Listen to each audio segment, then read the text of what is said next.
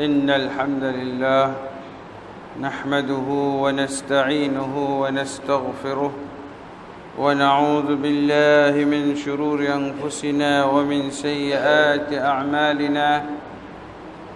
من يهده الله فلا مضل له ومن يضلل فلا هادي له، وأشهد أن لا إله إلا الله وحده لا شريك له، وأشهد أن محمدًا عبده ورسوله. يا أيها الذين آمنوا اتقوا الله حق تقاته ولا تموتن إلا وأنتم مسلمون. يا أيها الناس اتقوا ربكم الذي خلقكم من نفس واحدة وخلق منها زوجها وبث منهما رجالا كثيرا ونساء، واتقوا الله الذي تساءلون به والأرحام إن الله كان عليكم رقيبا. يا أيها الذين آمنوا اتقوا الله وقولوا قولا سديدا. يا أيها الذين آمنوا اتقوا الله وقولوا قولا سديدا يصلح لكم أعمالكم ويغفر لكم ذنوبكم، ومن يطع الله ورسوله فقد فاز فوزا عظيما. أما بعد، فإن خير الحديث كتاب الله، وخير الهدي هدي محمد صلى الله عليه وسلم، وشر الأمور محدثاتها، وكل محدثة بدعة، وكل بدعة ضلالة، وكل ضلالة في النار. أما بعد، فأعوذ بالله من الشيطان الرجيم.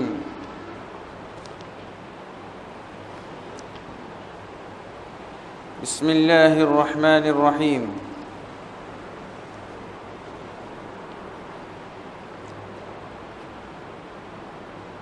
أذن للذين يقاتلون بأنهم ظلموا وإن الله على نصرهم لقدير.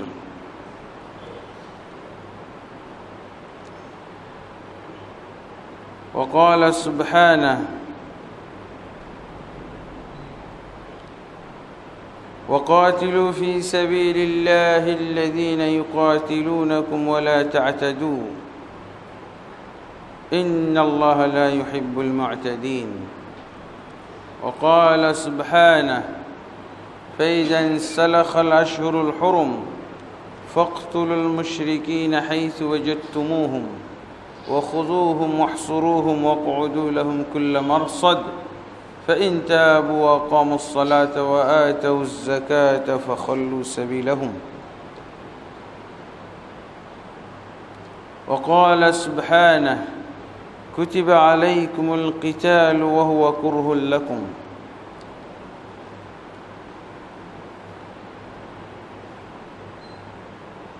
وقال النبي صلى الله عليه وسلم: جاهدوا المشركين بأموالكم وأنفسكم وألسنتكم. رواه أبو داود والنسائي. وقال صلى الله عليه وسلم: أفضل الجهاد كلمة حق عند سلطان جائر. رواه أبو داود وابن ماجه. وقال رسول الله صلى الله عليه وسلم: فمن جاهدهم بيده فهو مؤمن، ومن جاهدهم بلسانه فهو مؤمن، ومن جاهدهم بقلبه فهو مؤمن، وليس وراء ذلك من الإيمان حبة خردل. رواه مسلم। الحمد لله। আল্লাহ তাবারক ওয়া তাআলার অনেক অনেক প্রশংসা যে আল্লাহ তাবারক ওয়া তাআলা আমাদেরকে খায়রু আইয়ামিল উসবু, সাইয়্যিদুল আইয়াম, আইয়ামিল উসবু, ঈদ সপ্তাহের শ্রেষ্ঠ দিন, জুমার সালাত আদায় করার জন্য কাজীবাড়ি মাহাদুত তারবিয়া চত্বরে অবস্থিত এই মসজিদে সমবেত হওয়ার তৌফিক দান করেছেন, আল্লাহুম্মা আমিন। আমরা গত জুমার খুতবায় জিহাদ ও সন্ত্রাস, জঙ্গিবাদ বনাম ইসলাম এই বিষয়ের উপরে খুতবা প্রদান করেছি। আজকে আমরা জিহাদ ও সন্ত্রাসের মধ্যে পার্থক্য নির্ণয় কিভাবে করব এর উপরে ইনশাআল্লাহ খুতবা প্রদান করার ইচ্ছা পোষণ করেছি। আল্লাহ তাবারক ওয়া তাআলা যদি তৌফিক দান করেন, ওমা তৌফিকি ইল্লা বিল্লাহ।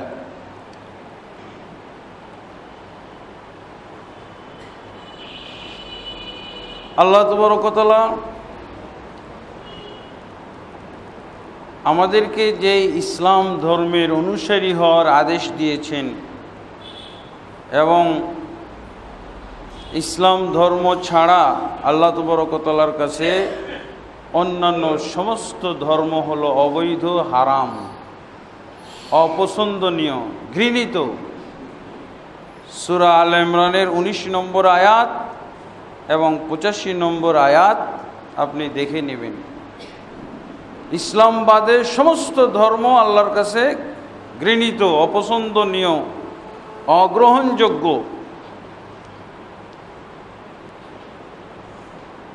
এটা হলো মূল কথা। এই কথাটা বুঝলেই শান্তি।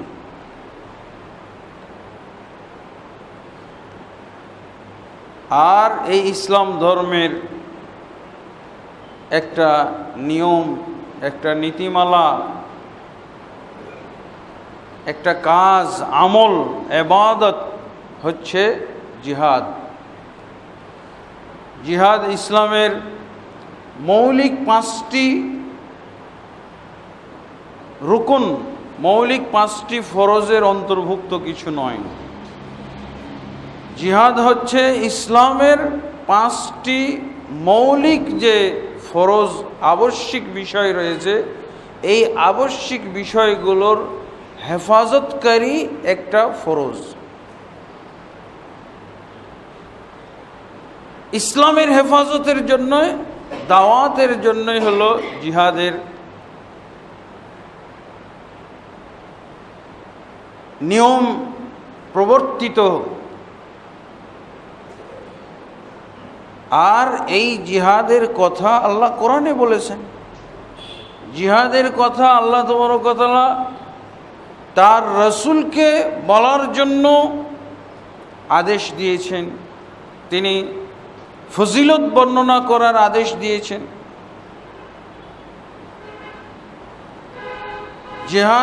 জিহাদ যেভাবে, যেই পরিবেশে, যেই কারণে, যেই নিয়মে শরীয়ত সম্মত,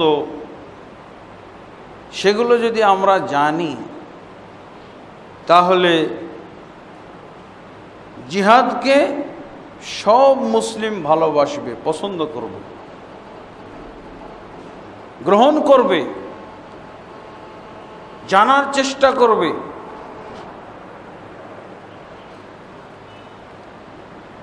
আর জিহাদকে যদি আমরা ইলমিভাবে না বুঝি তাহলে মুসলমান হয়েও জিহাদ বিরোধী হয়ে যাবে। আর অন্য দিক দিয়ে জিহাদের নামে সন্ত্রাস করবে। এক দল হবে জিহাদ বিরোধী, আর এক দল হবে জিহাদের নামে সন্ত্রাসকারী। তাই ঘটে গেছে। আমাদের মুসলমানদের একটা বিপুল গোষ্ঠী, বরং 99.99% মুসলমান এখন জিহাদ বিরোধী। অল্প যাদের কোনো পার্সেন্টেজই নাই, তারা জিহাদকে এমনভাবে বুঝেছে যে জিহাদকে একেবারে সন্ত্রাসী কাজে ব্যবহার করতেছে। জিহাদকে সন্ত্রাস হিসেবে তারা ব্যবহার করতেছে। এই হলো অবস্থা। জিহাদ রহমত, জিহাদ শান্তি, জিহাদ হলো ইসলামের একটা অত্যন্ত ফজিলতপূর্ণ বিষয়। দুই দলকেই জিহাদ বিষয়ে আমাদের জ্ঞান অর্জন করা উচিত। যারা জিহাদকে ঘৃণা করে, যারা জিহাদকে অপছন্দ করে, যারা জিহাদকে ইসলাম বিরোধী কিছু মনে করে, তাদেরও জ্ঞান অর্জন করা উচিত। মুসলমান হয়ে এইরকম দৃষ্টিভঙ্গি পোষণ করা উচিত নয়। অজ্ঞতারই দলিল এগুলো, অজ্ঞতার প্রমাণ। আমি জিহাদ বিরোধী, আমি জিহাদের কথা শুনলেই একেবারে জ্বলে উঠি, জিহাদের কথা শুনলেই মনে করি যে পুলিশকে খবর দেব নাকি।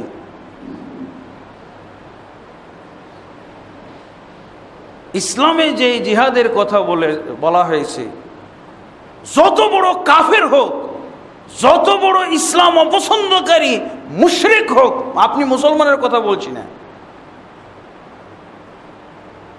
যত বড় কাফের হোক না কেন, যত যুক্তিবাদী হোক না কেন, যত পণ্ডিত হোক না কেন, ইসলামে যে জিহাদ শরীয়ত সম্মত, যে জিহাদকে বৈধ করেছে, তাকে কোনো যুক্তিতে কেউ অবৈধ করতে পারবে না। যত বড় কাফের হোক, সে ওবামা হোক, সে মোদি হোক, সে যে কোনো বিধর্মী নেতা হোক না কেন, কোন যুক্তি প্রমাণে সে জিহাদকে, ইসলামের জিহাদকে সন্ত্রাসী কাজ অথবা অমানবিক কাজ বলতে পারবে না। যদি তার জ্ঞান থাকে, যদি তার বিবেক থাকে, যদি তার হুঁশ থাকে, যদি তার কাণ্ডজ্ঞান থাকে, সম্পূর্ণ বিবেকসম্মত একটা বিধান।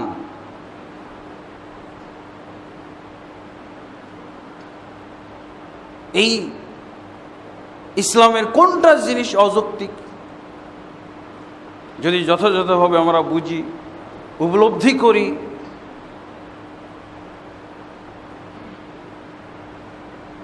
আজকে অজ্ঞ মুসলমান, আজকালকার মুসলমানের পরিচয় হলো যে যত বেশি ইসলাম সম্পর্কে অজ্ঞ সে তত ভালো মুসলমান, সে তত হলো মডার্ন মুসলমান, সে যেন তত যুগ উপযোগী মুসলমান। ইন্না লিল্লাহি ওয়া ইন্না ইলাইহি রাজিউন, লা হাওলা ওয়ালা কুওয়াতা ইল্লা বিল্লাহ। অথচ মুসলমান হলো, মুসলমানই কেবলমাত্র পৃথিবীর মধ্যে একটা জাতি যাদের জন্ম হয়েছে ইলম থেকে, যাদের বীজ হলো ইলম, ইকরা বীজ থেকে এদের জন্ম। কিন্তু বর্তমান যুগের মুসলমানদের পরিচয় হলো যে যত বড় অজ্ঞ সে তত বড় নাকি মুসলমান, রাষ্ট্রীয়ভাবে মর্যাদা প্রাপ্ত হওয়ার উপযুক্ত মুসলমান।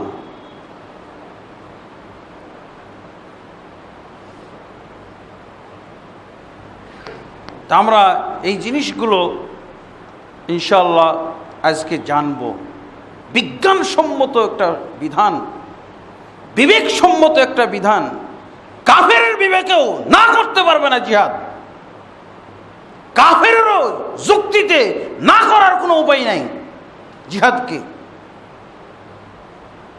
আর আজকে মুসলমান, ইন্না লিল্লাহি ওয়া ইন্না ইলাইহি রাজিউন, মুসলমান কোরআন দেখে বলে, কোরআনের তাফসিরকে দেখে বলে, সহিহ বুখারীকে দেখে বলে, সহিহ মুসলিম হাদিসের গ্রন্থ দেখে বলে, কি বলে প্রশাসনের লোক, পুলিশ, র্যাব, ওই কোথায় কোথায় নাকি জিহাদি বই পেয়েছে। লা হাওলা ওয়ালা কুওয়াতা ইল্লা বিল্লাহ। ঠিক এই অজ্ঞতাকে কোরআন সন্ত্রাসী গ্রন্থ, জঙ্গিবাদী গ্রন্থ, রসুলের হাদিস, সহিহ বুখারী, মুসলিম, আবু দাউদ, তিরমিজি, নাসাই, এগুলো জিহাদি গ্রন্থ। অবশ্যই জিহাদি গ্রন্থ, সন্ত্রাসী গ্রন্থ নয়। এগুলো জিহাদি গ্রন্থ, ঠিক আছে, শুধু জিহাদি না, এর ভিতরে পূর্ণাঙ্গ ইসলামের কথা আছে। কত ঘৃণা লাগে, মনে হয় না এটা 90% মুসলিম অধ্যুষিত দেশের এই পুলিশগুলো, এই র্যাবগুলো, মনে হয় না এই গোয়েন্দা সংস্থার সদস্যগুলো মনে হয় না একটা মুসলিম সমাজের সদস্য। এরা কোরআনের তাফসীর উদ্ধার করেছে। হ্যাঁ, হতে পারে জঙ্গি সন্ত্রাসী তৎপরতার চালানোর জন্য পরামর্শ করছিল সেখানে। তা আপনি বুঝবেন না, আপনি একটু পড়ে দেখবেন না এটা কিসের গ্রন্থ। ঢালাওভাবে এগুলো সন্ত্রাসী গ্রন্থ, জঙ্গিবাদী গ্রন্থ। কত অজ্ঞতা! লজ্জা লাগে না?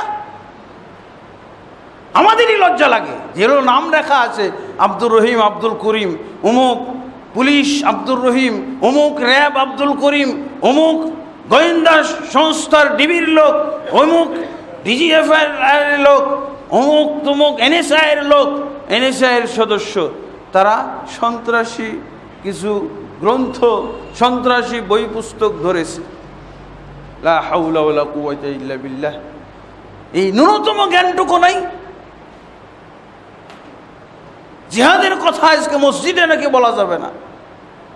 শোনেন, আপনি আপনার মোদিকে যে আজকের ওয়াজটা শোনাবেন, আজকের এই খুতবাটা আপনি ফ্রান্সের যে শোনাবেন, আপনি যে আজকের এই বক্তব্য, আজকের এই খুতবা আপনি লন্ডনে যে শোনাবেন, দেখি কিভাবে বলতে পারে জিহাদকে সন্ত্রাস বলার, কোন যুক্তিতে বলতে পারে? আপনি মুসলমান হয়ে জানেন না?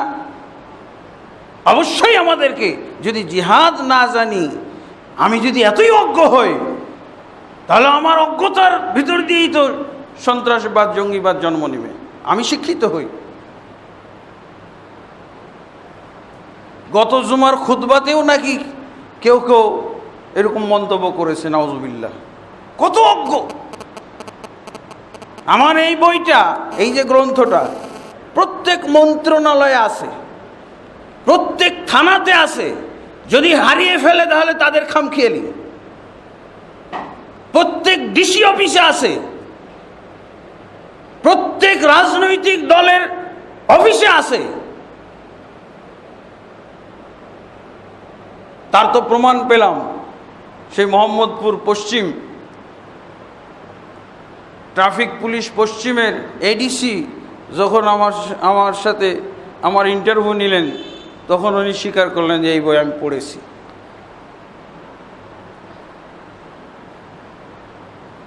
প্রত্যেকের কাছে আছে, আমি জানি। প্রত্যেক এমপির অফিসও আছে। 300 জন এমপি না, 300 জনের কাছেই পৌঁছানো হয়েছিল।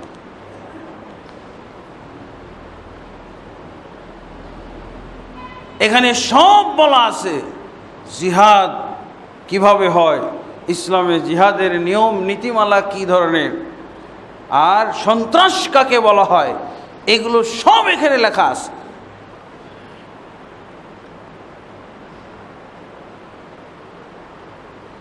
ইমাম ইবনুল কাইয়িম রহমতুল্লাহ আলাই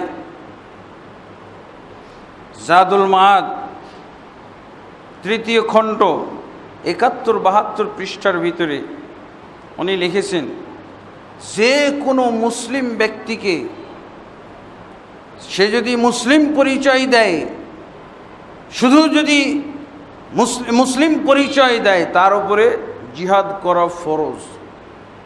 জিহাদ তাকে করতেই হবে, মুসলমান থাকবে না জিহাদ না করলে। কিভাবে করতে হবে উনি এটা উল্লেখ করেছেন, ফরজ আইন, একেবারে ব্যক্তিগত ফরজ। যেমনভাবে নামাজ ব্যক্তিগত ফরজ, জিহাদও এরকম ব্যক্তিগতভাবে সবার উপরে ফরজ। তবে প্রকার বিশেষে জিহাদের বিভিন্ন প্রকার আছে। সামর্থ্য অনুযায়ী যে কোনো একটা প্রকার আপনি বেছে নেবেন, জিহাদের মধ্যে থাকতে হবে। আপনি যদি জিহাদে না থাকতে চান, তাহলে ইসলামকে ইস্তফা দিয়ে চলে যান, তাহলে আপনার জিহাদের দরকার নেই। আর মুসলমান থাকলে, ইসলাম ধর্মের মধ্যে ইসলামের পরিচয় দিতে থাকলে আপনাকে জিহাদের ভিতরে থাকতে হবে। কিভাবে বলছেন উনি? ইম্মা সব নিজ দিক থেকে শুরু করেছেন। ইম্মা বিল কলবি, অন্তর দিয়ে জিহাদ করতে হবে। এটা হলো সব সর্বনিম্ন পর্যায়ের এই সংখ্যাটা তো বেশি হওয়ার কথা। অন্তর দিয়ে জিহাদ, অন্তর দিয়ে আপনি আনন্দ ফুর্তি করেন, অন্তর দিয়ে জিহাদ হইতে পারে না? অন্তর দিয়ে আপনি অনুভব করেন, কল্পনা করেন, অনুভব করেন, কল্পনা করেন, ভালোবাসেন, ঘৃণা করেন, কি দিয়ে করেন? অন্তর দিয়ে। জিহাদ করতে হবে অন্তর দিয়ে। এর কেউ বিরোধী হবে? আপনি যদি অন্তর দিয়ে জিহাদ করেন, ইসলামকে কিভাবে ইস্টাবলিশ করতে হবে, ইসলামকে সমাজে কিভাবে প্রতিষ্ঠিত করতে হবে, ইসলামকে কিভাবে রাষ্ট্রীয়ভাবে প্রতিষ্ঠিত করবে, এই জিনিসগুলো আপনার মাথায় থাকলে কি আপনার মাথাটা আর মুসলমান থাকবে না? আপনার ব্রেনে এগুলো যদি ঘোরাফেরা করে, চিন্তা ভাবনা করেন, তাহলে কি আপনি মুসলমান থাকবেন না? আর মুসলমান বলতে এরকম মাথায় কিছু থাকা উচিত না? ইসলাম নিয়ে চিন্তা করা উচিত না? যখন ইসলাম বিরোধী শক্তি বিজয়ী, আপনি ইসলামের কথাটাও বলতে পারছেন না, তখনও এই জিহাদ আপনি করতে পারেন। মুখ ফুটে বলতে পারছেন না, হাত ব্যবহার করে কিছু করতে পারছেন না, এটাতে কেউ বাধা দিতে পারবে? যারা ইসলাম বিরোধিতা করছে, মুসলমানদেরকে কোণঠাসায় রেখেছে, তাদের কি ঘৃণা করতে পারবেন না আপনি? এটা তো অন্তরের ব্যাপার, শুধু মন লাগবে। মুসলমানরা কিছুই করতে পারে না, তাদের হাতে কিছুই নেই, এইটা। তারপরে উনি বলছেন দ্বিতীয় প্রকার জিহাদ, লিসান, মুখ দিয়ে, জবান দিয়ে জিহাদ করতে হবে মুসলমানকে। মুসলমান অন্যায় কথা শুনবে, মুসলমানকে অন্যায় কথা বলা হবে, ইসলামের বিরুদ্ধে অন্যায় কথা বলা হবে, আপনি এর পক্ষে মুখ দিয়ে, আপনার জবান দিয়ে জিহাদ কিভাবে করবেন? প্রতিবাদ করেন। রাসূলুল্লাহ সাল্লাল্লাহু আলাইহি ওয়াসাল্লাম তো বলছেন, আফজালুল জিহাদি কালিমাতু হাক্কিন ইনদা সুলতানিন জাইর। তাহলে আল্লাহ রাসূল সাল্লাল্লাহু আলাইহি ওয়াসাল্লাম বলছেন, আবু দাউদ এবং ইবনে মাজার হাদিস, সর্বোত্তম জিহাদ হলো হক কথা বলে ফেলা স্বেচ্ছাচারী শাসকের সামনে। স্বেচ্ছাচারী শাসক, জালেম শাসক, তার সামনে হক কথা বলে ফেলা, ন্যায্য কথাটা বলে ফেলা, ন্যায়সঙ্গত কথা বলে ফেলা, ইসলামের বিরুদ্ধে কথা বলছে প্রতিবাদ করে দেওয়া। কোন পয়েন্টে ইসলাম বিরোধী কথা বলল, কোনটা কোরআন বিরোধী কথা বলল, কোনটা সুন্নাহ বিরোধী কথা বলল, আপনিও তার বিপরীতে ইসলামের কথাটা বলে দেন যে না, ইসলামের কথা হলো এরকম। অন্তরের জিহাদের পরে কি জবান দ্বারা, মুখ দ্বারা, বক্তব্য দ্বারা জিহাদ, এটা করতে হবে। মুসলমান থাকতে হলে এটা করতে হবে। আমরা কি এরকম কথা শুনি না? ইসলাম বিরোধী কথা শুনি না? কোরআন বিরোধী কথা শুনি না? এই বিরোধিতার প্রতিবাদ আপনি করলেন, অথবা তার ভুল কথা, হয়তো অজ্ঞতার কারণে ইসলাম বিরোধী কথাটা বলেছে, তা আপনি সঠিক কথাটা জানেন, বলে দেবেন না? উনি হয়তো, আপনার শাসক হয়তো অজ্ঞতার কারণে, না জানার কারণে বলে ফেলেছে, আপনি এর বিপরীতে কোরআনের কথা, ইসলামের কথা, সুন্নাহর কথাটা বলে দেন, কারেকশন করে দেন। এইটাও একটা জিহাদ। মুসলমান কি এই জিহাদ না করে মুসলমান থাকতে পারে? মুসলমান বলতেই জিহাদ। মুসলমানের আরেক নাম হলো মুজাহিদ, জিহাদকারী, যোদ্ধা। তাহলে আপনি ভয় পান কেন? জিহাদ আর মুজাহিদ হওয়াতে ভয় আছে? আপনি মুসলমানই তো থাকবেন না, যে কোনো একটা পর্যায়ে না থাকলে।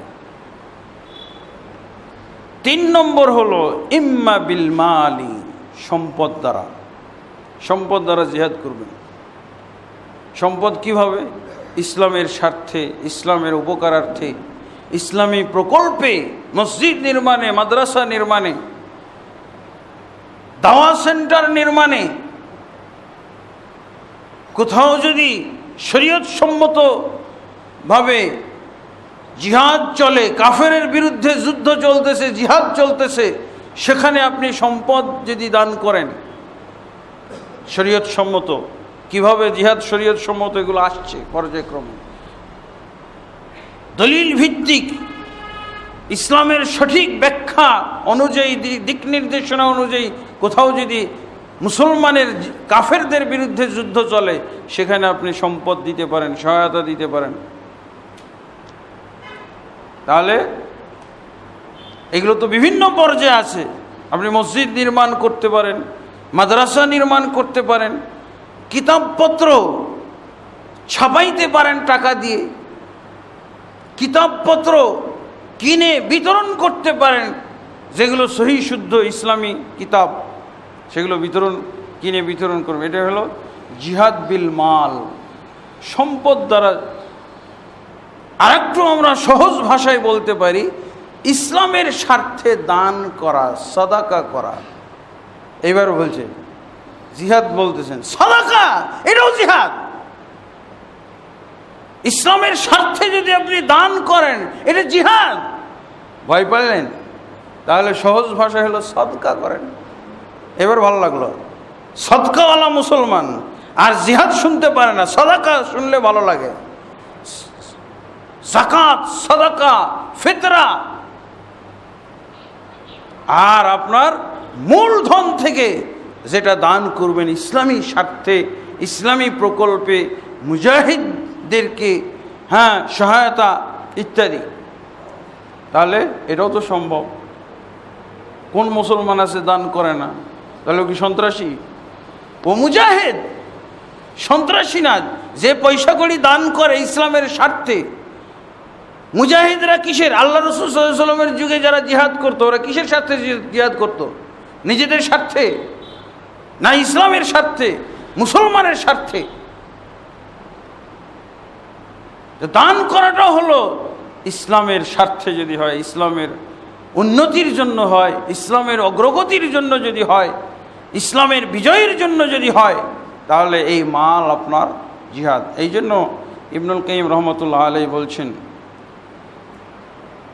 والتحقيق أن جنس الجهاد فرض عين أن جنس الجهاد فرض عين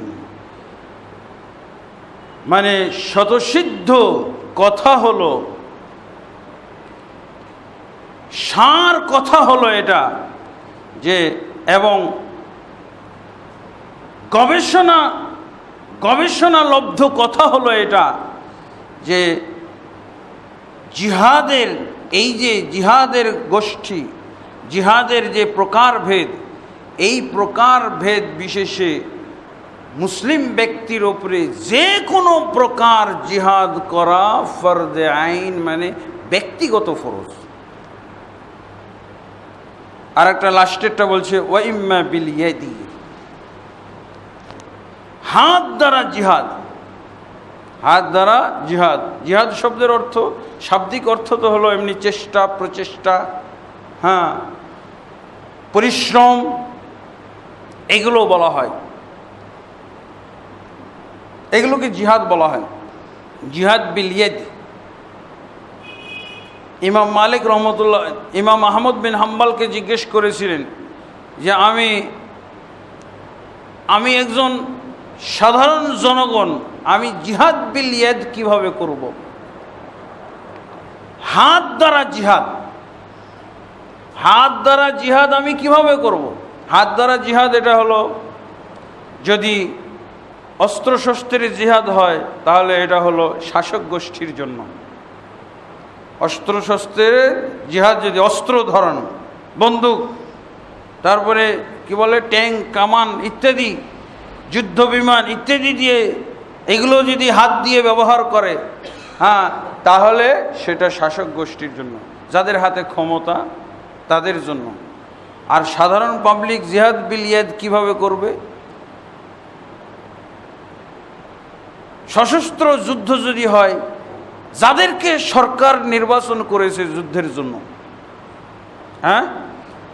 কোনো কাফের গোষ্ঠীর বিরুদ্ধে যুদ্ধের জন্য যাদেরকে ইসলামী সরকার নির্বাচন করেছে তারা হাত লাগিয়ে জিহাদ করবে। যুদ্ধ জারি নাই, যুদ্ধক্ষেত্র নাই, যুদ্ধ চলছে না, তাহলেও আপনি জিহাদ বিলিয়াদের মধ্যে থাকবেন। ইবনুল কাইয়িম রহমতুল্লাহ আলাইহ এটাকে বলছেন যে জিহাদ বিলিয়াদ, পর্যায়ক্রমে যাদের সামর্থ্য আছে জিহাদ বিলিয়াদ, হাত দ্বারা জিহাদ করতে হবে। শাসক গোষ্ঠী হইতে পারে, তারপরে জনগণ হইতে পারে যারাকে নির্বাচন করা হয়েছে, তারপরে এমনি যুদ্ধক্ষেত্র ছাড়াও হইতে পারে। যেমন মুমিনদের দুইটা দল ঝগড়া মারামারিতে লিপ্ত আছে, তাদের মধ্যে সমাধান করার জন্য আপনি হাত ব্যবহার করবেন। একে টানবেন, ওকে টানবেন, দুইজনে মারামারি লেগে যাচ্ছে, তো এটা কি ইসলামে জায়েজ জিনিস নাকি? মমিন ব্যক্তি যুদ্ধ করতে পারে না, ব্যক্তিগত স্বার্থে যুদ্ধ লেগে যেতে পারে। রাসূলুল্লাহ সাল্লাল্লাহু আলাইহি ওয়াসাল্লাম এই ক্ষেত্রে বলছেন, ইজাল তাকাল মুসলিমানি বিসাইফিহিমা ফাল কাতিল ওয়াল মাকতুল কিলাহুমা ফিন্নার। দুজন মুসলমান, দুইজনের যুদ্ধ লেগে গেছে, তলোয়ার নিয়ে দুইজনের সাথে লেগে গেছে। এটা কোথায় ঘটে? গ্রামে ঘটে না, পাড়া প্রতিবেশীর মধ্যে ঘটে না? এটাও যুদ্ধ। ও বঠি নিয়ে বের হয়েছে, এও বঠি নিয়ে বের হয়েছে। আপনাকে মারবে না, ও তার প্রতিপক্ষকে মারবে। আপনি জিহাদ বিলিয়াদ করবেন এখানে। ওরা জিহাদ বঠি করতেছে, বঠি দ্বারা জিহাদ, তলোয়ার দিয়ে জিহাদ শুরু করে দিয়েছে ব্যক্তিগত পর্যায়ে। ব্যক্তিগত জের ধরে পারিবারিক সাংসারিক ঝামেলা নিয়ে, হয়তো জমি জায়গা নিয়ে, সম্পত্তি নিয়ে, ছোট ছোট বাচ্চাদের খেলাধুলার ঝগড়ার জের ধরে মারামারি শুরু করেছে দুইজনই। আল্লাহ রাসূল সাল্লাল্লাহু আলাইহি ওয়াসাল্লাম বলছেন, ইযাল তাকাল মুসলিমানি বিসাইফিহিমা, যখন দুজন মুসলমান তলোয়ার নিয়ে একজন আরেকজনের মুখোমুখি হবে। কয়জন আছে তারা? তিনজন নাই, দুইজন। একজন আরেকজনের মুখোমুখি হবে। রাসূলুল্লাহ সাল্লাল্লাহু আলাইহি ওয়াসাল্লাম বলছেন, আল কাতিল ওয়াল মাকতুল কিলাহুমা ফিন্নার। হত্যাকারী আর নিহত দুইজনই জাহান্নামী। আপনি তৃতীয় জন, অথবা আপনারা আরো দুইজন এসেছেন, আরো দুইজনের জিহাদ বিলিয়াদ, আরো দুইজনের জিহাদ কি? হাত দ্বারা জিহাদ আপনি এই দুজনের ক্ষেত্রে করবেন। হাত দ্বারা জিহাদ কিভাবে করবেন? আপনি একে ধরে টানবেন, আরেকজনকে ধরে টানলো। আর যদি এরকম হয় বাচ্চাটা চায় একে 2 থাপ্পড়, ওকে 2 থাপ্পড় দিয়ে সমাধান করে ফেললেন, জিহাদ বিলিয়াদ হলো। মুসলিম সদস্য হতাহত থেকে বাঁচলো কিনা, আর এই হতাহত হইতে যাচ্ছিল, এটা একটা যুদ্ধ কিনা, এই যুদ্ধ কারেকশন করে দিলেন আপনি। এই যুদ্ধ থেকে ফিরিয়ে নিলেন দুইজনকে। হাত ব্যবহার করেছেন না? ইমাম আহমদ বিন হাম্বল বলছেন যে আমাদের ব্যক্তিগত পর্যায়ে জিহাদ বিলিয়াদ, হাত দ্বারা জিহাদ হলো। মুসলমান সমাজের কোনো যদি দুই পক্ষকে দেখি তারা লড়াই ঝগড়া লেগে গেছে, তা আমরা হাত দিয়ে ধরে টেনে টেনে ওদেরকে আলাদা করে দেব। এইটা হলো জিহাদ বিলিয়াদ। জিহাদ বিলিয়াদ শুরু হলো কোথার থেকে আর শেষ হলো কোথায় এসে? আপনার বাড়িতে হইতে পারে জিহাদ বিলিয়াদ। মা বাবা ঝগড়া লেগে গেছে, মারামারি, সন্তানরা একজন আর একজনকে টেনে নিয়ে গেল, ভাইয়ে ভাইয়ে মারামারি লেগে যাচ্ছে, ভাইয়ে বোনে মারামারি লেগে যাচ্ছে, আপনি হাত দ্বারা টানবেন না, হাত ব্যবহার করবেন না? এটা হলো জিহাদ বিলিয়াদ ব্যাপক অর্থে। এই জন্য ইমাম ইবনুল কাইয়িম রহমতুল্লাহ আলাইহি বলছেন, যে কোনো পর্যায়ে থাকতেই হবে। 4 প্রকারের যে কোনো এক প্রকারে যদি মুসলমান না, যে কোনো এক প্রকার জিহাদ না থাকে, 4 প্রকারই জিহাদ আমার পক্ষে সম্ভব। 4 প্রকার বলা হয়েছে, 4 প্রকারই অবস্থা বিশেষে আমার ভিতরে থাকতে পারে। আমি মুজাহিদ, আমি মুসলিম, আমি মুজাহিদ, আমি জিহাদকারী। এর বিরোধী কেউ হবে? এর বিরোধী কে আছে? কোনো বিরোধিতা করার সুযোগ নাই। এখন আসেন, এটা তো হলো ব্যাপক জিহাদ, ব্যাপক অর্থে রাসূলুল্লাহ সাল্লাল্লাহু আলাইহি ওয়াসাল্লামের হাদিসে এগুলোকে সবকে জিহাদ বলা হয়েছে। সহিহ মুসলিম শরীফের হাদিস, আল্লাহ রাসূল সাল্লাল্লাহু আলাইহি ওয়াসাল্লাম বলছেন, ফামান জাহাদাহুম বিয়াদিহি ফাহুয়া মুমিনুন। অন্যায়কারীদের বিরুদ্ধে সে যেই হোক না কেন, কাফের হোক, মুশরিক হোক, ফাসিক, বেদাতি, মুরতাদ, কি বলে, নাস্তিক হোক, মান জাহাদাহুম বিয়াদিহি ফাহুয়া মুমিনুন, যে ব্যক্তি হাত দ্বারা জিহাদ করবে সে ব্যক্তি মুমিন। কে বলছেন? রাসূলুল্লাহ সাল্লাল্লাহু আলাইহি ওয়াসাল্লাম। ওমান জাহাদাহুম বিলিসানিহি ফাহুয়া মুমিনুন, যে ব্যক্তি তার লিসান দ্বারা, জবান, মুখ দ্বারা জিহাদ করবে সে ব্যক্তিও মুমিন। ওমান জাহাদাহুম বিকলবিহি ফাহুয়া মুমিনুন, এবং যে ব্যক্তি অন্তর দ্বারা জিহাদ করবে সেই ব্যক্তিও হলো মুমিন। এটা আরেক ভাষায় এসেছে, এই ধরনের হাদিস আরেক শব্দে এসেছে, মান রা মুনকারান, যে ব্যক্তি কোনো অন্যায় কাজ হতে দেখবে, ফালইউগাইরহু বিয়াদিহি, সে যেন তার হাত দ্বারা সেটাকে পরিবর্তন করে। তারপরে ফাইল্লাম ইয়াস্তাতি ফাবিলিসানিহি, যদি না পারে তাহলে তার জবান দ্বারা সেটা পরিবর্তন করবে, সেটা সমাধানের চেষ্টা করবে। তারপরে বলা হয়েছে ফাইল্লাম ইয়াস্তাতি ফাবিকলবিহি, যদি না পারে তাহলে অন্তর দ্বারা পরিবর্তনের চেষ্টা করবে। অন্তরের পরিবর্তনের প্রথম ধাপ হলো ঘৃণা করা। যে কাজটা করছে, যেই কাজটা ঘটছে, এটা অবশ্যই অপছন্দনীয়, একটা ঘৃণিত কাজ, এটা আপনার উপলব্ধি হইতে হবে, এই বুঝ আপনার ভিতরে থাকতে হবে। তাহলে না আপনি ওটা পরিবর্তনের, ওটাকে ভ্যানিশ করার, ওটাকে উৎখাত করার চেষ্টায় নামবেন, চিন্তা ভাবনা করবেন। অনেকেই আবার এটার বিরোধিতা করেন। কিসের অন্তর দ্বারা জিহাদ? এই অন্তর দ্বারা জিহাদের প্রথম ধাপ হলো জিনিসটাকে ঘৃণা করা। আপনি ঘৃণা করলেই না সেটাকে উচ্ছেদ করার, উৎখাত করার চিন্তা করবেন। এটাই হলো প্রথম ধাপ। এইভাবে হাদিসটা এসেছে। দেখছেন, জিহাদও বলা হয়েছে। এই পর্যায়গুলোকে আল্লাহ রাসূল সাল্লাল্লাহু আলাইহি ওয়াসাল্লাম জিহাদও বলছেন, আবার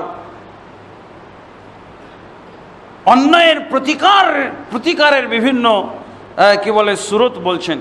তারপরে বলা হচ্ছে ওয়ালাইসা ওয়ারাআ যালিকা মিনাল ঈমানি হাব্বাতু খারদাল, যদি আপনি অন্তর দ্বারাও ঘৃণা না করেন তাহলে রাসূলুল্লাহ সাল্লাল্লাহু আলাইহি ওয়াসাল্লাম অন্তর দ্বারাও যদি আপনি এই বিষয়টা নিয়ে চিন্তা ভাবনা না করতে পারেন, আপনার অন্তরে যদি নাড়া না দেয় বিষয়টা, রাসূলুল্লাহ সাল্লাল্লাহু আলাইহি ওয়াসাল্লাম ফতোয়া দিয়েছেন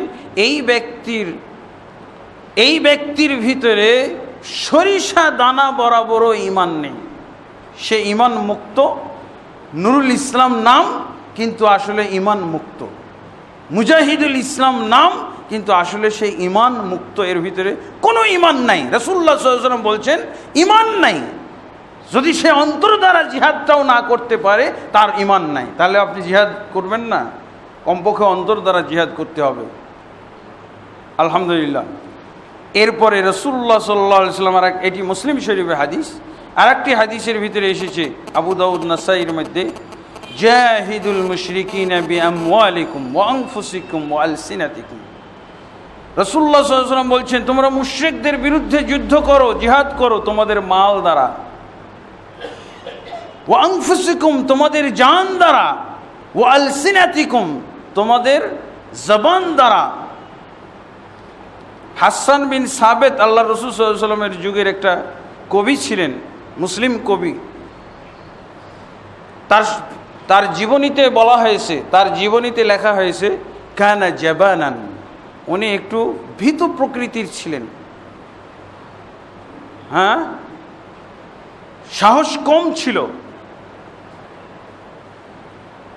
আল্লাহই জানে মন্তব্য কতটুকু ঠিক বা বেঠিক। যাই হোক, আমরা এই মন্তব্যের সাথে একমত নই।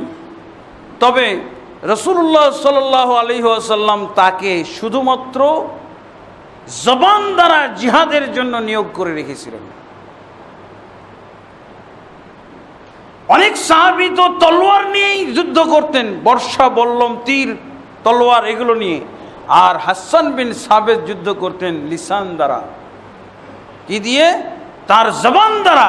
কবিতা পারদর্শী ছিলেন, কবিতা লিখতেন, কবিতার মাধ্যমে মুজাহিদদেরকে, সাহাবায়ে কেরামকে তিনি উত্তেজিত করতেন এবং কাফেরদেরকে পরাস্ত করতেন কবিতা শুনিয়ে শুনিয়ে। কবিতার ভিতরে যেমন আমাদের দেশে বিদ্রোহী কবি নজরুল ইসলাম, তার কবিতা শুনলে যেমন বাঙালিদের অনেক সময় বাঙালিত্ব আর কখনো কখনো ইসলামিত্ব তাও উত্তেজিত হয়ে ওঠে, ইসলামিত্ব জাগ্রত হয়ে ওঠে, কখনো বাঙালিত্ব জাগ্রত হয়ে ওঠে আর কখনো ইসলাম জাগ্রত হয়ে ওঠে। দুই ধরনেরই কবিতা আছে, কখনো বাঙালি হওয়ার চেতনা জাগ্রত হয়ে যায়, কখনো ইসলামী চেতনা জাগ্রত হয়। বুঝেছেন? ইসলামী চেতনা জাগ্রত করার জন্য যে ভাষা, যে বক্তব্য, যে কবিতা, সেটা অবশ্যই জিহাদ, সেটা অবশ্যই ইসলামের জিহাদ বলে আমরা সেটাকে অভিহিত করব, আখ্যা দেব। রাসূলুল্লাহ সাল্লাল্লাহু আলাইহি সাল্লামের হাদিস দ্বারা পাওয়া যায়। এইসব কথাবার্তা বললে কি জিহাদ বিরোধী হলো? এটা তো সব যুক্তিসম্মত জিহাদ, বিবেকসম্মত জিহাদ। এই জিহাদের কথা বললে কে আপনার বিরুদ্ধে দাঁড়াবে? পাগলরা ছাড়া আর কেউ দাঁড়ানোর কথা না। যাক, আলহামদুলিল্লাহ। এরপরে আসেন বিশেষ ধরনের জিহাদ, সেটা হলো সশস্ত্র জিহাদ, যেটাকে বলা হয় কেতাল। ইসলামের দৃষ্টিতে কেতাল, কোরআন এবং হাদিসে কেতাল বলা হয়েছে, এটা হলো বিশেষ ধরনের যুদ্ধ। এটাকেও জিহাদ বলা হয়েছে, ওই যে জিহাদ বিল ইয়েদ। এইখানে ইবনুল কাইয়িম রহমতুল্লাহ আলাইহি এই ক্ষেত্রে বলেছেন জিহাদের তিনটা স্তর রয়েছে, চারটা স্তর রয়েছে। যেটা সশস্ত্র জিহাদ, এটার চারটা স্তর রয়েছে। এক নম্বর স্তর হলো আল হুরমা আল মানহিউ আনহা। প্রথম স্তর হলো সশস্ত্র জিহাদ হারাম। এই পর্যন্ত আমরা গত জুমার খুতবায় ক্ষান্ত করেছিলাম। প্রথম স্তর কি? জিহাদ হলো হারাম। মুজাহিদি নাই, জিহাদ করবেন কি দিয়ে? আল্লাহর রসুল আল্লাহ তাবারক ওয়া তাআলা তো জিহাদের ক্ষেত্রে কিছু নিয়ম কানুন দিয়েছেন। যেমন আল্লাহ তাবারক ওয়া তাআলা রাসূল সাল্লাল্লাহু আলাইহি ওয়াসাল্লামকে বলছেন, সূরা আনফালের 65 এবং 66 নম্বর আয়াতে পাওয়া যাবে, ইয়া আইয়ুহান নাবিয়্যু হাররিদিল মুমিনিনা আলাল কিতাল ইয়াকুম মিনকুম 20 সাবিরুন ইয়াগলিবু মিয়াতাইন। রাসূলুল্লাহ সাল্লাল্লাহু আলাইহি সাল্লাম যখন মক্কায় ছিলেন, তখন রাসূলুল্লাহ সাল্লাল্লাহু আলাইহি সাল্লাম এবং সাহাবায়ে কেরামের উপরে জিহাদ আল্লাহ হারাম করে দিয়েছিলেন। এই স্তরটা কে দেখেছে? রাসূল সাল্লাল্লাহু আলাইহি সাল্লাম এই স্তরের জিহাদ দেখেছেন। প্রথম স্তরের জিহাদ কি? হারাম। লোক নাই, কাদেরকে নিয়ে যুদ্ধ করবেন? লোক লাগবে তো। আপনি প্রতিপক্ষের বিরুদ্ধে যুদ্ধ করবেন, ওরা হাজার হাজার, ওরা লাখ লাখ সৈন্য সামন্ত। আপনারও সৈন্য সামন্ত থাকা লাগবে না? ওদের অস্ত্র শস্ত্র আছে, আপনারও অস্ত্র শস্ত্র লাগবে না? আপনার পর্যাপ্ত অথবা যথেষ্ট পরিমাণ সৈন্য সামন্ত নাই, অস্ত্র শস্ত্র নাই, আর আপনি যুদ্ধ করবেন সেই লক্ষ লক্ষ সৈন্য সামন্তের বিরুদ্ধে, অস্ত্রে শস্ত্রে সজ্জিত, সব ধরনের অস্ত্র যাদের কাছে আছে, আপনি যুদ্ধ করবেন? সাদ বিন আবু ওয়াক্কাস জিহাদের এই জিহাদের, অস্ত্র জিহাদের, হাত ব্যবহার করে জিহাদের অনুমতি চেয়েছিলেন। তখন সূরা আন-নিসার ৭৭ নম্বর আয়াত আল্লাহ নাজিল করলেন, আলম তারা ইলাল্লাযীনা ক্বিলা লাহুম কুফফু আইদিয়াকুম ওয়া আকিমুস সালাওয়াতা ওয়া আতুজ যাকাত। তাদেরকে কি বলা হয় নাই তোমরা হাত সংযত রাখো, সালাত পড়ো, যাকাত দাও, সালাত পড়ো, যাকাত দাও। তখন মক্কি জিন্দেগির যাকাত ছিল এমনি দান করা ইসলামের স্বার্থে। তাজকিয়াতুল মাল, তাজকিয়াতুল নফস, তখন যাকাতও ফরজ হয়নি। এর অর্থ হলো নামাজ পড়ো আর যাকাত, নামাজ পড়ো, দান খায়রাত করো। তোমাদেরকে হাত সংযত রাখতে বলা হয়েছে, খালি নামাজ পড়ো। এখন কি বলা হয়েছে? খালি নামাজ পড়ো আর দান খায়রাত করো ইসলামের জন্য। যারা নির্যাতিত হচ্ছে, বেলাল, সোহেব রুমি, খাব্বাব, এদেরকে তাদের মালিকরা নির্যাতন করতেছে, সম্পদ টাকা পয়সা দিয়ে এদেরকে আজাদ করে দাও, এদের গর্দান মুক্ত করো, এদেরকে তোমরা আজাদ করে দাও। মুসলমান পরাধীন অবস্থায় আছে। ইবনুল কাইয়িম রহমতুল্লাহ আলাইহি বলছেন, যখন লোকবল মুসলমানদের কম হবে, অস্ত্রশস্ত্র কম, তখন তাদের জন্য জিহাদ হারাম। প্রথম স্তর গেল। এটা শুনলে খুব ভালো লাগে না? কাফেররাও খুব মজা পায়, জিহাদ হারাম। মুসলমানকেও মজা লাগতেছে নাকি? জিহাদ বিরোধী মুসলমান, জিহাদ হারাম। যুক্তিসঙ্গত কথা। ইসলাম কি আত্মহত্যার কথা বলবে নাকি? আত্মাহুতি দেওয়ার কথা বলবে? লোকবল নাই, অস্ত্রশস্ত্র নাই, যুদ্ধ করবে? এটা হইতে পারে? দেখছেন, বিজ্ঞানসম্মত ইসলাম, জিহাদ হারাম। তারপরে আল্লাহ রসুল সাল্লাল্লাহু আলাইহি সাল্লামকে সেই সময় কি বলা হইল? ওয়াজাহিদহুম বিহি জিহাদান কাবীরা, কোরআন দ্বারা জিহাদ করতে বলা হয়েছে।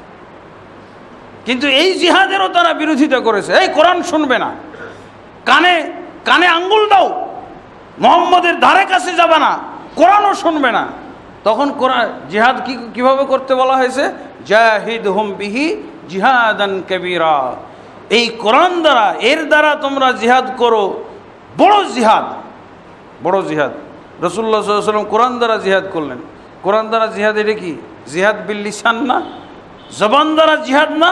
আপনি কোরআনের কথা বলবেন, কোরআনের নিয়ম কানুনগুলো বলবেন, কোরআনের শরীয়ত শরায়েত বলবেন, হ্যাঁ, এগুলো হলো জিহাদ। আল্লাহ বলছেন জাহিদহুম বিহি জিহাদান কাবীরা।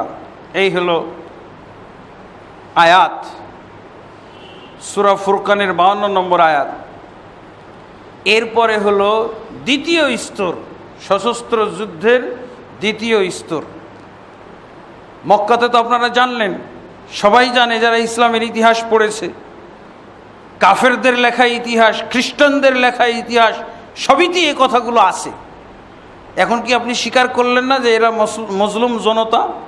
13টা বছর শুধু নির্যাতন সহ্য করেছে, নিহত হয়েছে, কোনো প্রতিকার করে নাই, শুধু ওয়াজ করেছে, সবরের ওয়াজ।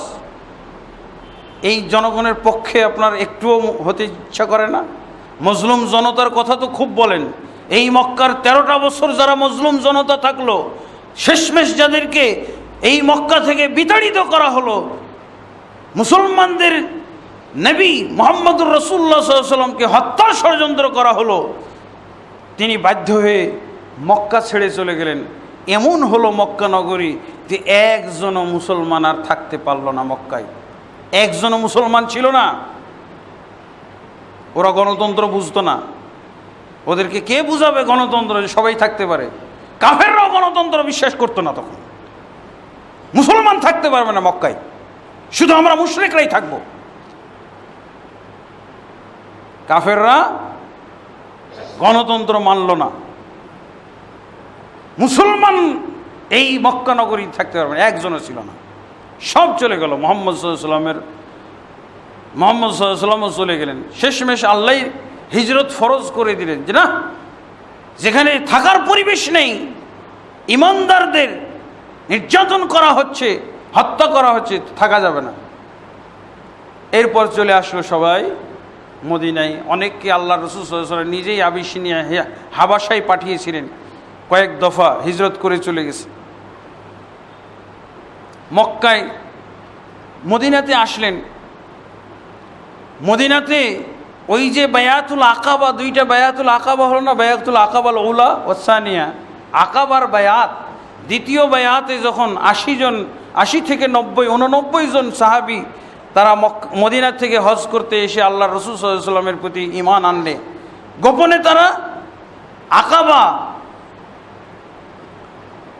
বায়াতুল আকাবা সানিয়া, দ্বিতীয় আকাবার বায়াতে তারা ইসলাম কবুল করার পর আল্লাহ রসুলের কাছে নির্যাতনের খবর শুনলেন।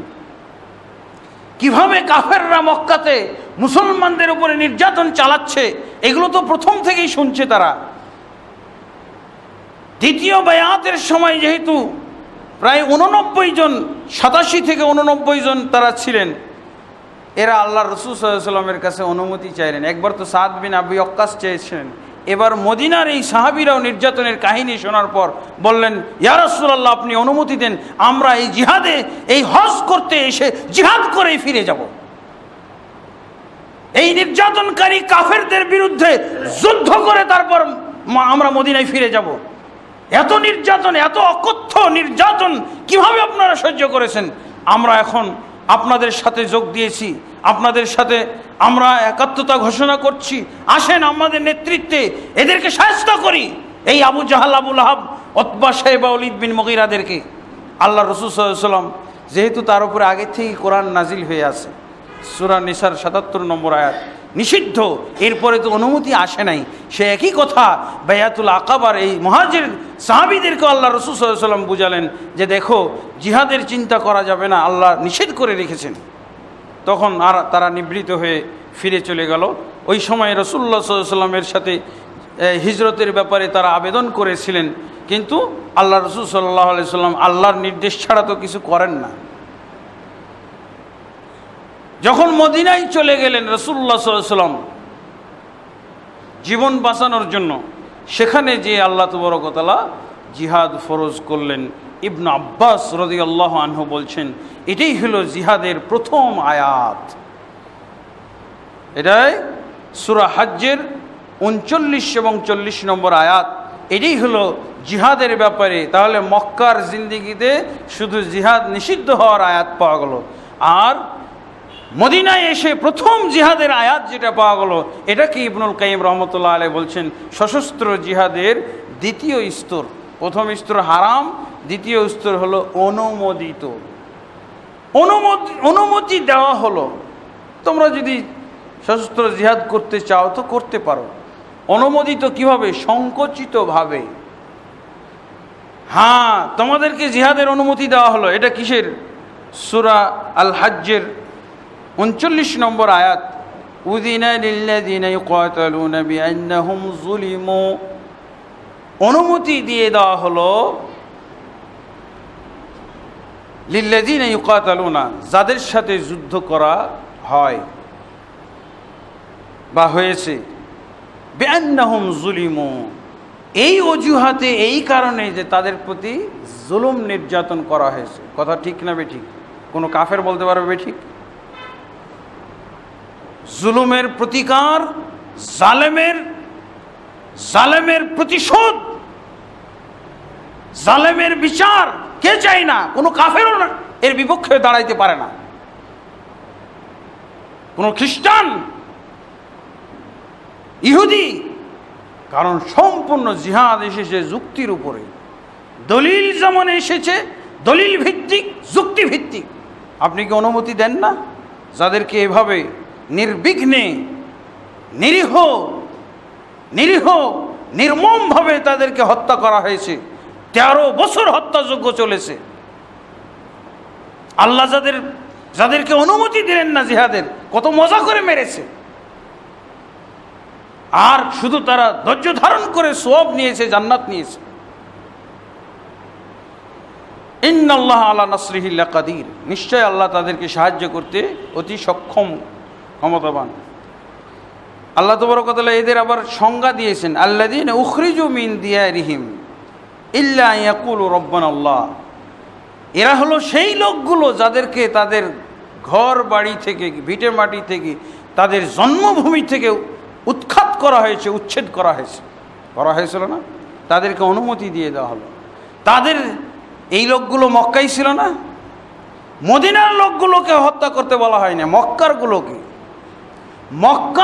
মক্কার লোকেরা যেহেতু এদের উপরে জুলুম করেছে, মক্কারগুলোকে আমেরিকাতে যারা জুলুম করতেছে বাংলাদেশের গুলোকে না, আমেরিকাতে যেই কাফের মুশরিকরা জুলুম করতেছে তাদের যদি কেউ প্রতিশোধ নেওয়ার ক্ষমতা রাখে তো নিতে পারে, এটা হলো আল্লাহর। বাংলাদেশে ওদের কোনো জাতি ভাইকে না। ইসলাম বিবেকসম্মত, ন্যায়সম্মত ধর্ম। কাদেরকে আল্লাহ তাবারক ওয়া তাআলা বলছেন, এই সংজ্ঞা দিয়ে যাদেরকে উচ্ছেদ করে দেওয়া হয়েছে, মক্কায় একজনও মুসলমান ছিল না। এটাই হলো জিহাদের প্রথম আয়াত। কারা? সবাই জড়াবে না, যারা নির্যাতিত হয়েছে তারাই শুধু যুদ্ধ করবে, তারা শুধু যুদ্ধ করবে, সবাই না, সবাই ব্যাপকভাবে না। তাহলে কত বিবেকসম্মত, যুক্তিসম্মত জিহাদ। কে এর বিরোধিতা করবে? একমাত্র পাগল ছাগল ছাড়া। সবাই না, যাদেরকে জুলুম করা হয়েছে এবং তারা এটার প্রতিকার, এটার প্রতিশোধ নিবে যারা জুলুম করেছে তাদের থেকে, সব পৃথিবীর মানুষ থেকে না, যারা নির্যাতন করে নাই তাদের থেকে না। এরা কি বলতেছে?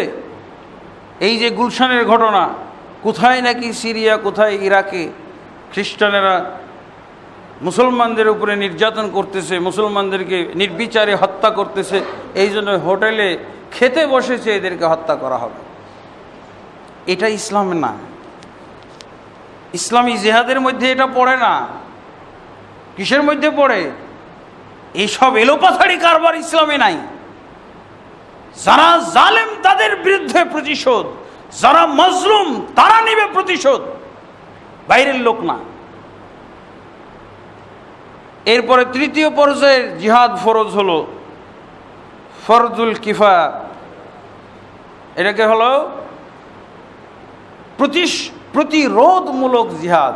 ওটা ছিল প্রতিশোধমূলক, নামগুলো ভালো করে সেট করে নি। অবৈধ জিহাদ, অবৈধ হারাম। এরপরে হলো অনুমোদিত প্রতিশোধমূলক জিহাদ, আর এটা হলো প্রতিরোধমূলক জিহাদ। কাফের মুশরিক ওদের মজা লাগলো, হঠাৎ করে চিন্তা ভাবনা করলো যে এটা ছোট দেশ, এটা দখল করে ফেলি। এই মুসলমান জাতি, এদের তো দুর্বল, এরা তো দুর্বল, এদেরকে মেরে পিটে আমরা তাদের দেশ দখল করে ফেলি, ওদেরকে আমাদের দেশের সাথে একীভূত করে নিই। এই কয়জন মুসলমান আছে এদেরকে ধ্বংস করে ফেলি। আপনার উপরে এভাবে জিহাদ চাপিয়ে দিল, আপনি কি করবেন? চুপচাপ বসে থাকবেন? এর বিরুদ্ধে যদি আপনি অস্ত্র ধরেন, আপনি ঘুরে দাঁড়ান তাদের বিরুদ্ধে, তাহলে কি আপনি সন্ত্রাসী হবেন? এটা জিহাদ, এটা জিহাদ। এটা এই জিহাদ কোরআনে আছে, এই জিহাদ ফরজ। এই জিহাদটা হলো নামাজের মতো ফরজ। কাফের আপনার দেশে ঢুকে গেছে, আর আপনি শুধু মাথা পাতিয়ে দিবেন? মারেন তলোয়ার, গুলি তাক করেছে, আপনি সিনা পাতিয়ে দিবেন? ঝাড়ু দিয়ে হলো জিহাদ করতে হবে, ঝাড়ু দিয়ে, বটি দিয়ে, লাঠি দিয়ে করুক। এই জিহাদের বিরুদ্ধে কে আছে? বিরোধিতা করার কেউ আছে? পাগল ছাগল ছাড়া। এইটা হলো ইসলামের জিহাদ, প্রতিরোধমূলক জিহাদ। প্রতিরোধমূলক জিহাদ, আপনার বিরুদ্ধে জিহাদের পরিকল্পনা করলেও আপনি পরিকল্পনা ঠেকিয়ে দিতে পারেন। যেভাবে উহুদে বদরের যুদ্ধটা ঘটেছিল, মুসলমানরা তো মদিনায় এসে বেশ আরামেই থাকতে লাগলো, কিন্তু মক্কাবাসীর টেনশন গেল না। সর্বনাশ, এদেরকে তাড়িয়ে তো লাভ হলো না, ওখানে তো দেখি শক্তি সঞ্চয় করতেছে, চলো এদের বিরুদ্ধে টাকা পয়সা জমা করে আমরা যুদ্ধ করি। এই টাকা পয়সা জমা করার জন্য তারা চেষ্টা করতেছিল, ব্যবসা বাণিজ্যের পরিমাণ বাড়িয়ে দিয়েছিল, সিরিয়ার থেকে ব্যবসা করতেছিল, ব্যাপকভাবে ব্যবসা বাণিজ্যের শুরু করেছিল, টাকা পয়সা জমা করে যুদ্ধ করবে। এই পরিকল্পনা রাসূলুল্লাহ সাল্লাল্লাহু আলাইহি ওয়াসাল্লাম জানার পর তাদের ব্যবসায়ী বণিক দলকেই আল্লাহ রাসূল সাল্লাল্লাহু আলাইহি ওয়াসাল্লাম আঘাত করেছিলেন। তাহলে এটাও ছিল প্রতিরোধমূলক যুদ্ধ। বদরের যুদ্ধ ছিল প্রতিরোধমূলক যুদ্ধ। আপনি জানতেছেন যারা প্রস্তুতি নিচ্ছে আমাদেরকে, মদিনাতেও আক্রমণ করবে, মদিনাতেও আমাদেরকে শান্তিতে থাকতে দিবে না, মদিনাতেও যুদ্ধের পরিকল্পনা করতেছে। তো ওদের যুদ্ধ ঠেকাতে পারেন, যে কোনোভাবে টের পেলে তাদের গতিরোধ করতে পারেন, তাদেরকে আপনি নির্বিকার করতে পারেন, তাদেরকে আপনি নিষ্ক্রিয় করতে পারেন, এই জন্য যুদ্ধ করতে পারেন। এটা হলো প্রতিরোধমূলক জিহাদ। এরপরে হলো চতুর্থ পর্যায়ে যেই জিহাদটা এখন কাফেররা করতেছে মুসলমানের বিরুদ্ধে। যখন সুপ্রিম পাওয়ার আল্লাহর পক্ষ থেকে থাকে, তখন আল্লাহ তাবারক ওয়া তাআলা সূরা আত-তাওবার 5 নম্বর এবং 11 নম্বর আয়াতে পাওয়া যায়। সূরা তাওবার 5 নম্বর আয়াত, তোমাদেরকে যখন মুসলমানদের ক্ষমতা সমস্ত পৃথিবীর কাফের গোষ্ঠীর চাইতে বেশি হয়ে যাবে, তখন মুসলমানদের উপরে আল্লাহ দায়িত্ব চাপিয়ে দিয়েছেন, তোমরা মুসলমান বানাও এবং মুসলমান না হলে তাদের বিরুদ্ধে যুদ্ধ করো। মুসলমান হইতে হবে, অথবা ট্যাক্স দিয়ে থাকতে হবে, অথবা জিহাদ করে হয় টিকবে আর না হয় ধ্বংস হবে মুসলমানদের হাতে। তিনটা পর্যায়ে তাদেরকে ইসলামের দাওয়াত দিবে।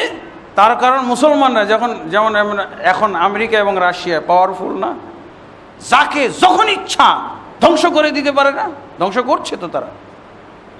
সুপ্রিম পাওয়ার, তাদেরকে প্রতিরোধ করা, তাদেরকে প্রতিহত করার কোনো শক্তি নাই। মুসলমানদের বিরুদ্ধে যখন তখন যেভাবে ইচ্ছা সে তারা সিদ্ধান্ত নিচ্ছে এবং বাস্তবায়ন করছে।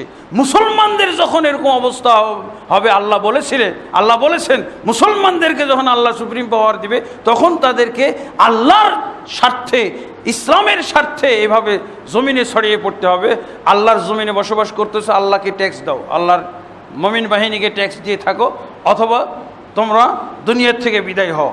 আল্লাহর বানানো দুনিয়ায় কেবল আল্লাহর বান্দারা থাকবে। যুক্তিসঙ্গত কথা। আলহামদুলিল্লাহ, এই হলো সশস্ত্র জিহাদের 4টা প্রকার। কিন্তু এই প্রকারগুলো, এই স্তরগুলো আবার আমাদেরকে ঠিক রাখতে হবে। এটা আবার চতুর্থ স্তর দিয়ে শুরু করা যাবে না। আমাদের এর আগের জিহাদি দলগুলো কি কারণ হয়েছে? চতুর্থ স্তর দিয়ে শুরু করেছে, প্রথম স্তরের খবরই জানে না। চতুর্থ স্তর দিয়ে শুরু করেছে। আল্লাহ বলেছে যেখানে মুশরিক পাও সেখানে হত্যা করো, এই জন্য শেষ। তখন এটা সন্ত্রাসী কাজ হবে। প্রথমেই যদি চতুর্থ স্তর ব্যবহার শুরু হয়, আপনার কোনো ক্ষমতা নাই, ইসলামী রাষ্ট্র নাই, ইসলামী সমাজ নাই, রাষ্ট্রপতি নাই, তা আপনি আর চতুর্থ স্তরের জিহাদ শুরু করবেন। সুপ্রিম পাওয়ার, আপনি চেনেন কাকে বলা হয় সুপ্রিম পাওয়ার? আল্লাহ আমাদেরকে জিহাদ এবং সন্ত্রাস বিষয়ে পার্থক্য করার তৌফিক দান করুন। আল্লাহুম্মা আমিন। আস্তাগফিরুল্লাহ লি ওয়া লাকুম ওয়া লিসাইরিল মুসলিমিন ফাস্তাগফিরুহু ইন্নাহু হুয়াল গফুরুর রহিম। আলহামদুলিল্লাহ রাব্বিল আলামিন, আসসালাতু ওয়াসসালামু আলা আশরাফিল আমবিয়া ওয়াল মুরসালিন নবিয়িনা মুহাম্মদ ওয়া আলা আলিহি ওয়া সাহবিহি আজমাইন, আম্মা বা'দ। ফাআউযু বিল্লাহি মিনাশ শাইতানির রাজীম। বিসমিল্লাহির রাহমানির রাহিম। ইন্নাল্লাহা ওয়া মালাইকাতাহু ইউসাল্লুনা আলান নবী ইয়া আইয়ুহাল্লাযীনা আমানু সাল্লু আলাইহি ওয়া সাল্লিমু তাসলিমা। আল্লাহুম্মা সাল্লি আলা মুহাম্মাদিন ওয়া আলা আলি মুহাম্মাদিন কামা সাল্লাইতা আলা ইব্রাহিম ওয়া আলা আলি ইব্রাহিম ইন্নাকা হামিদুম মাজিদ। আল্লাহুম্মা বারিক আলা মুহাম্মাদিন ওয়া আলা আলি মুহাম্মাদিন কামা বারাকতা আলা ইব্রাহিম ওয়া আলা আলি ইব্রাহিম ইন্নাকা হামিদুম মাজিদ। আল্লাহুম্মা আসলিহ লানা দীনানা আল্লাযী হুয়া ইসমাতু আমরিনা وأصلح لنا دنيانا التي فيها معاشنا وأصلح لنا آخرتنا التي فيها معادنا واجعل الحياة زيادة لنا في كل خير والموت راحة لنا من كل شر. اللهم أعز الإسلام والمسلمين وأذل الشرك والمشركين ودمر أعداءك أعداء الدين يا رب العالمين. اللهم أصلح ولاة علماء وعامة المسلمين وخذ بناصيتهم إلى صراطك المستقيم يا حي يا قيوم برحمتك نستغيث. عباد الله رحمكم الله، إن الله يأمر بالعدل والإحسان وإيتاء ذي القربى وينهى عن الفحشاء والمنكر والبغي يعظكم لعلكم تذكرون ولذكر الله أكبر والله يعلم ما تصنعون.